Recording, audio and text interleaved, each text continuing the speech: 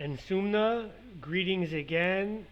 Welcome to course number 4, lesson 25 on the International Court of Justice, the International Covenants on Civil and Political Rights and Economic, Social, Cultural Rights, and also the Black Panthers, the riots in Newark, New Jersey, and the Black Power Conference.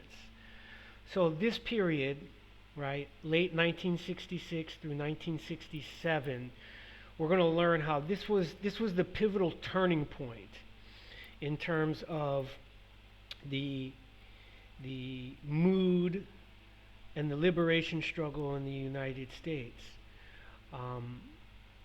Ethiopian Emperor Haile Selassie denounces the International Court of Justice and says that any hope, any faith for justice is shattered because of the judgment that the International Court of Justice gave in the case of Ethiopia and Liberia against South Africa and apartheid in what's modern day Namibia. The court gave its judgment, dismissed the case, and the emperor said, we no longer have any hope or faith that justice can be achieved by the international system and its court. So now it's like, where do you go for justice? What do African people have to do? And so we have to take it into our own hands, because even when we go to the court, we can't get the highest court on planet Earth. We can't get it. And so right after this, right, the United Nations adopts the International Covenant on Civil and Political Rights and the International Covenant on Economic, Social, and Cultural Rights, which affirms the right to self-determination. And so in the United States, the Black Panther Party, following in the tradition of the Deacons of Defense, following in their recent connection to RAM, the Revolutionary Action Movement, they arm themselves and they go to the California State Assembly, and that provokes a national event.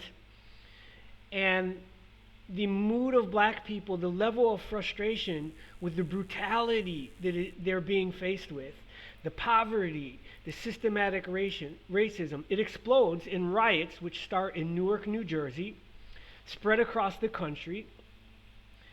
A Black Power Conference is held in Newark, and they call for the partitioning of the United States into 2 states, one for blacks and one for whites, which is in alignment with the International Covenant on Civil and Political Rights, which says that the black people, New Africans, Afro-descendants, have the right to determine their own political destiny.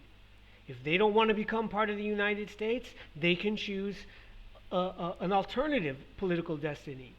And the response by the United States through its Kerner Commission was to dismiss the Black Power Conference and instead recommend and enforce that blacks must be integrated into a single society and a single nation state, which is a violation of human rights and a violation of the ICCPR and the ICESCR. So we're going to get into this. It's legal, historical, there's videos, and then the quiz is a little bit different this time. It asks more critical thinking essay questions. So take your time, write good, thorough answers.